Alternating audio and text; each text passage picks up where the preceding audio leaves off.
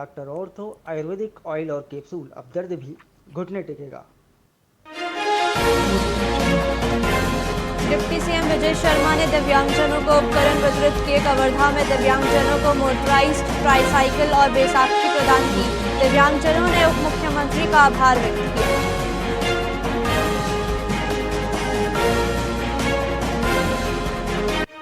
Deputy CM Vijay Sharma ने नागरिकों को एसआईआर प्रक्रिया के प्रति जागरूक किया। कवर्धा मतदान केंद्र पर एसआईआर पुनरीक्षण में की भागीदारी। डिप्टी सीएम ने खुद भरकर एसआईआर फॉर्म प्रस्तुत किया।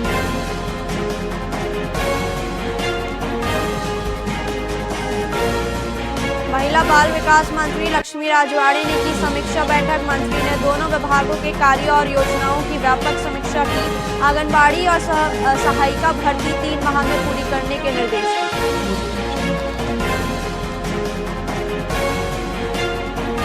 मंत्री केदार कश्यप ने ग्रामीणों को एसआईआर के प्रति जागरूक किया। मतदाता सूची पुनरीक्षण में सहयोग की अपील की।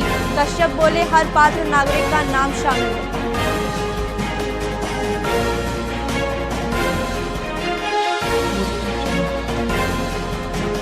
मेडिकल कॉलेज स्कैम में ईडी की छत्तीसगढ़ में छापेमारी। ईडी की टीम रायपुर के प्राइवेट मेडिकल कॉलेज में की जांच। सीबीआई के एफआईआर के बाद ईडी की बड़ी कार्रवाई।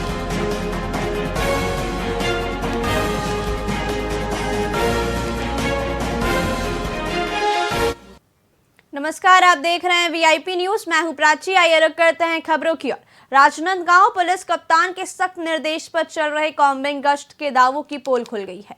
बुधवार रात मानव मंदिर चौक के व्यस्त इलाके में पुरानी रंजिश के चलते एक युवक पर चाकू से जानलेवा हमला किया गया। यह पूरी घटना सीसीटीवी कैमरे में कैद हो गई, जिससे क्षेत्र में दहशत का माहौल है। पुलिस की सक्रियता पर सवाल उठ रहे हैं। वहीं हमले के बाद आरोपी ने थाने में आत्मसमर्पण कर दिया है।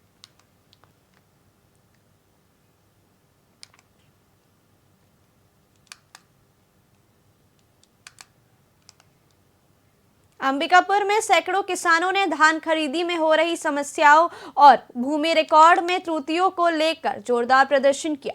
किसानों ने जिला प्रशासन के नाम तहसीलदार को ज्ञापन सौंपकर अपनी मांगे रखी। किसानों ने चेतावनी दी है कि अगर जल्द ही उनकी समस्याएं दूर नहीं की गई तो वे उग्र आंदोलन करने के लिए मजबूर होंगे। किसानों का कहना है कि रकबे की गड़बड़ी से धान बेचने में भारी मुश्किल आ रही है।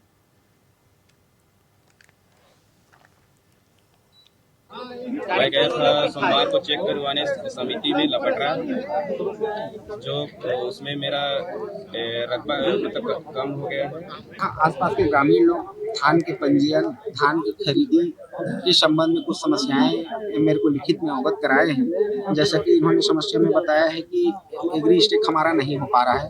इनको उसके संबंध में हमारे द्वारा जानकारी दी गई है कि आप सीएससी सेंटर से जाके जो रकबा, जो खसरा नंबर और रकबा छूट गया है उसको एक बार एंट्री कराइए। धान का समस्या है। मैं गैन सोसाइटी में हुआ, दिखाते नहीं है कि तो धान इतना बेचाई, जबकि बहुत साल में 86 कुंटल बेचे रहे, असो जीरो बता। छत्तीसगढ़ कांग्रेस प्रभारी सचिन पायलट ने जगदलपुर में प्रेस वार्ता कर वोटर सूची और एसआईआर सिस्टम में बड़े पैमाने पर अनियमितताओं के आरोप लगाए हैं। नेता प्रतिपक्ष चरणदास महंत ने कहा कि सुनियोजित तरीके से मतदाताओं के नाम काटे जा रहे हैं। यहां तक कि एक विधायक का नाम भी हटा दिया गया। पायलट ने इसे लोकतंत्र के लिए बेहद गंभीर मामला बताते हुए चुनाव आयोग से कड़ी कार्रवाई और मतदाता सूची का ऑडिट कराने की मांग की है।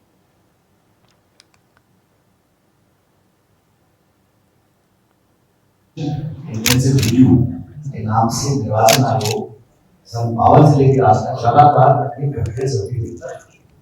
लेकिन हम आप जानते हैं कि आज से पहले इस मुद्दे पर किसी पॉलिटिकल पार्टी को ना आम नागरिक को ज्यादा रुचि नहीं थी, ज्यादा कोई चर्चा हुई, क्योंकि संविधान विदित है कि वोटर लिस्ट बनाना, नाम जोड़ना, काटना, चुनाव प्रक्रिया को सरल, पारदर्शी और निष्पक्ष बनाना एक प्रक्रिया है जो निर्वाचन आयोग के अधीन है।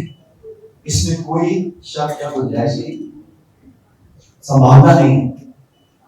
सवाल ये उठता है कि जब इतने सारे लोग बिहार उदाहरण तौर पर लाखों लोगों के नाम से कट गए, राहुल गांधी जी ने प्रमाण के साथ प्रेस कॉन्फ्रेंस कर कई बार ये प्रदर्शित किया है, फैक्ट और डेटा, नाम और नंबर के साथ कैसे वोट चोरी हुई, नाम काटे गए, चाहे वो हरियाणा है चाहे कर्नाटक है, अनेकों जगह ऐसा हुआ।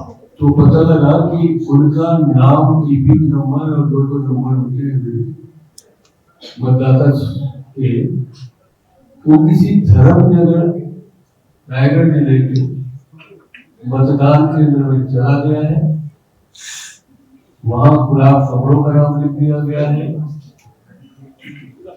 और इनका नाम यहाँ से गायब कर दिया गया।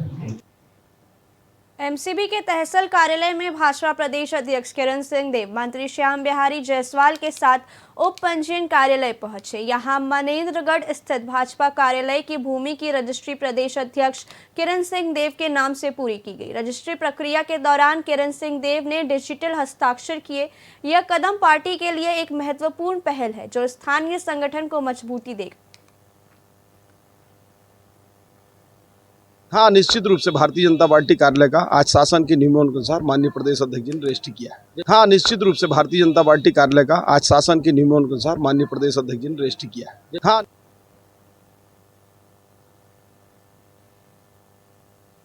छत्तीसगढ़ में जमीन खरीद बिक्री की गाइडलाइन दरें बढ़ाने के फैसले पर विपक्ष के आरोपों का जवाब देते हुए वित्त मंत्री ओपी चौधरी ने कांग्रेस पर तीखा हमला बोला है। उन्होंने आरोप लगाया कि पिछली सरकार ने काले धन को खपाने के लिए जानबूझकर दरें नहीं बढ़ने दी। चौधरी ने इस कदम को जनता और किसानों के हित में बताते हुए कहा कि यह निर्णय अर्थव्यवस्था के लिए दीर्घकालिक लाभ वाला है। उन्होंने त्रुटि होने पर सुधार का आश्वासन दिया, लेकिन दरें कम रखने के पीछे गहरी साजिश बताई।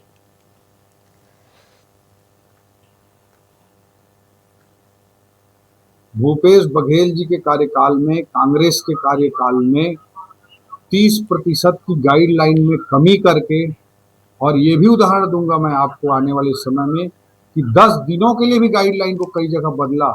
इनके शराब के पैसे को, कोयला के पैसे को, महादेव ऐप के पैसे को खपाने का जरिया बनाकर रखे थे।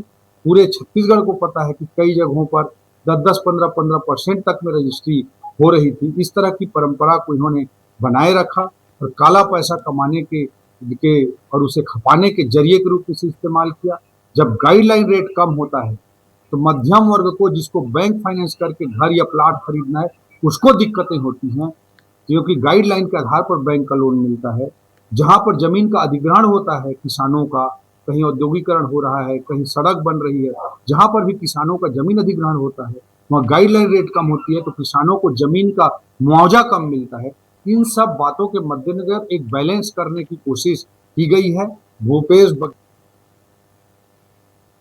गरियाबंद के 90 धान खरीदी केंद्रों में अस्थायी नए ऑपरेटरों को पुराने ऑपरेटरों के हड़ताल खत्म होते ही अचानक कार्य मुक्त कर दिया गया। खरीदी सीजन तक काम का मौखिक आश्वासन मिलने के बावजूद केवल 10 दिन बाद हटाए जाने से युवाओं में नाराजगी फैली। हटाए गए ऑपरेटर कलेक्टर भगवान सिंह उइके से मिले, लेकिन ठोस जवाब नहीं मिला। कलेक्टर कक्ष के बाहर जमीन पर बैठकर प्रदर्शन करने पर अपर कलेक्टर पंकज डाहिरे ने आश्वासन दिया। मामला अब राजनीतिक रूप भी पकड़ रहा है। संयुक्त किसान मोर्चा भी युवाओं के समर्थन में आगे आया।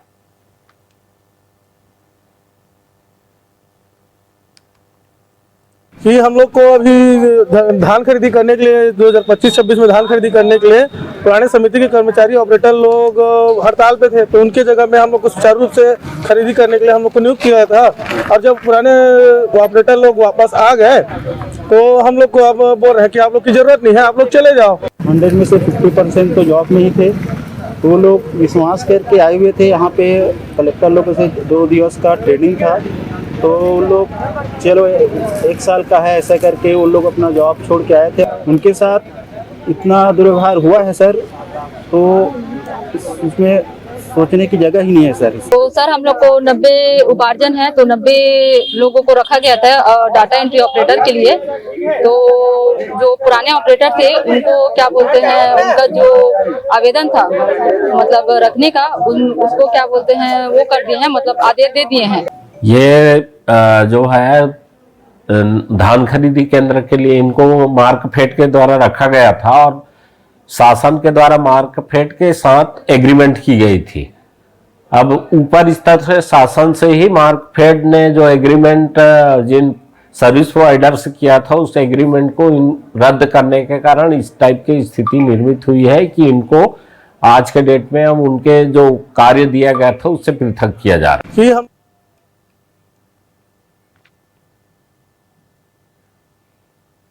एमसीबी जिला मुख्यालय मनेंद्रगढ़ में कांग्रेस कार्यकर्ताओं को सुबह से गिरफ्तार कर लिया गया। थाने और उसके आसपास पुलिस बल तैनात किया गया और परिसर छावनी में बदल गया। गिरफ्तारी के बाद कांग्रेसियों ने जमकर नारेबाजी की। कांग्रेस प्रवक्ता सौरभ मिश्रा ने कहा कि कार्यकर्ता न डरेंगे और संघर्ष जारी रहेगा। पूर्व नपा अध्यक्ष राजकुमार केशरवानी ने सरकार पर आदिवासी विरोधी होने का आरोप लगाया और कहा कि बिना सीमांकन के भूमि पूजन किया जा रहा है, जबकि आदिवासी भाई दर दर भटकने को मजबूर है।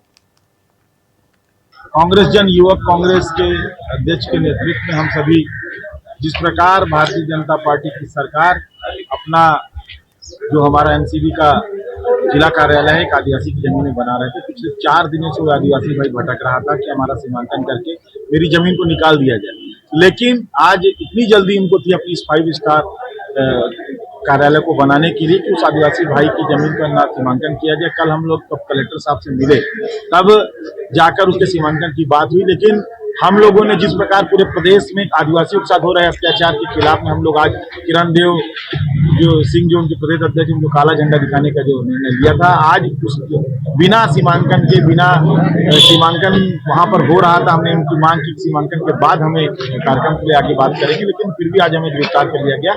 तो हमें यह समझ में आ गया कि ये जो प्रदेश की जो सरकार है आदिवासी विरोधी सरकार है।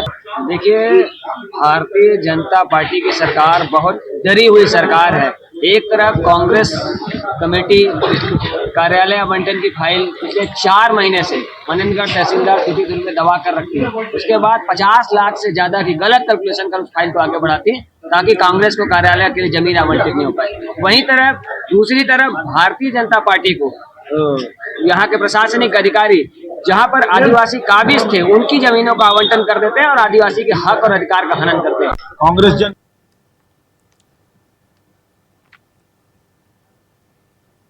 फिलहाल खबरों में इतना ही। देखते रहिए वीआईपी न्यूज़। नमस्कार।